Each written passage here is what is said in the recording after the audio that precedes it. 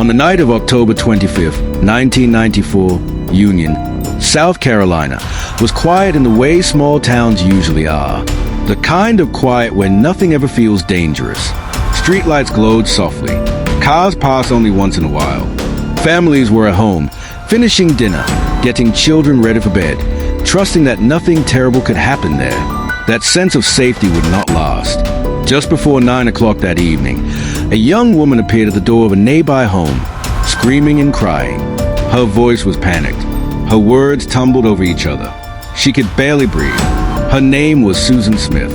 She told police a car had been stolen at a red light. Inside the car, she said, were her two sons, 3-year-old Michael Smith, 14-month-old Alexander Smith.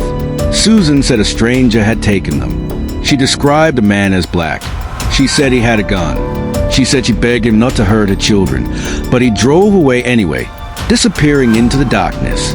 When police arrived, Susan was shaking so badly she could barely stand. She cried uncontrollably. She repeated the same words again and again. "My babies are in that car." Officers immediately treated the situation as an emergency child abduction. Roadblocks were set up within minutes. Patrol cars spread out across the county. Helicopters were requested. Radio alerts were sent to neighboring towns. Union was small. Everyone knew the Smith family. People came out of their houses to help search. Some walked the roads with flashlights. Others checked fields, woods, and abandoned buildings.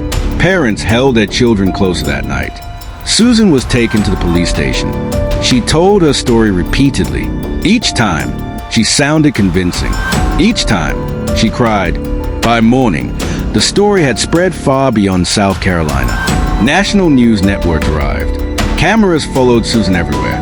She stood before microphones, tears streaming down her face, begging for her sons to be returned. She said she loved them. She said they needed her. She said she would forgive a man who took them if he just brought them home safely. Across America, millions of people believed her. Strangers sent letters and money. Churches held prayer vigils. Volunteers drove for hours to help search for the missing boys. Susan Smith became the image of a grieving mother. But as the days passed, something began to change. Michael and Alex were not found. There were no sightings of the stolen car, no physical evidence of a carjacking, and behind closed doors, investigators were starting to feel uneasy. Susan's story remained mostly the same, but small details shifted. Times changed. Locations changed. Her emotional reactions didn't always match the questions being asked. Some officers felt uncomfortable saying it out loud, but the thought was there, what if Susan wasn't telling the truth? To understand why police began to doubt her, you have to understand Susan Smith's past. Susan's childhood was deeply troubled. As a young girl, she was sexually abused by her stepfather. The abuse went on for years. When it finally came to light, it shattered her family. The damage didn't stop there. When Susan was 18, her father died by suicide. That loss devastated her. She spiraled into depression. She harmed herself. She struggled with feelings of abandonment, shame, and worthlessness. As an adult, Susan searched desperately for love and validation. She feared being alone. She feared rejection more than anything. She married David Smith and became a mother to 2 boys. But motherhood did not bring her peace. She felt overwhelmed. She felt trapped. Her marriage began to fall apart. Susan and David separated. She was now a single mother, struggling emotionally and financially, raising 2 young children on her own. Then Susan met someone new, a wealthy man from her workplace. She believed he represented a new life, a fresh start, an escape from responsibility and pain. But that hope was crushed when he told her the truth. He did not want children. He did not want to raise someone else's kids. And if Susan wanted a future with him, her sons could not be part of it. That rejection became a turning point. Investigators would later believe Susan made a terrible decision in that moment, one that could never be undone. As police continued questioning Susan, the pressure increased. They gently confronted her with inconsistencies. They asked her to explain things that didn't make sense. Susan became more emotional. She cried harder.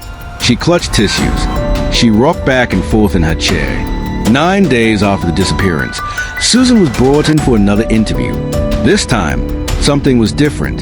Her breathing became rapid. Her crying became uncontrolled. Then, suddenly, she stopped and she confessed. Susan told investigators there had been no carjacker, no stranger, no gun. She said that on the night of October 25th, she drove Michael and Alex to John D. Long Lake. She said Michael asked where they were going. She said she didn't answer. She said Alexander was sleeping in his car seat. At the top of a boat ramp, Susan stopped the car. She put the car in neutral. She got out, and she watched as it slowly rolled down the ramp and into the water. She did nothing as a car filled. She did nothing as her children drowned. When divers recovered the car, Michael and Alexander were still strapped into their seats. The nation was stunned. The woman who had begged for sympathy had lied to the entire world. Susan Smith was arrested and charged with 2 counts of murder. The trial began in 1995 and quickly became one of the most watched court cases in America. Prosecutors painted Susan as cold and manipulative, driven by selfish desire. They argued she killed her children to free herself from responsibility and start a new life. The defense argued Susan was mentally ill, broken by years of abuse and trauma, and not fully in control of her actions. Psychologists testified about her depression. Family members testified about the boys she killed. The jury listened. In the end, they rejected the insanity defense. Susan Smith was found guilty. She was sentenced to life in prison with the possibility of parole after 30 years.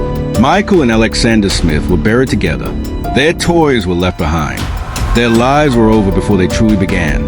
Susan Smith remains in prison today. She has been denied parole. She has faced disciplinary issues behind bars. Her case continues to haunt the public.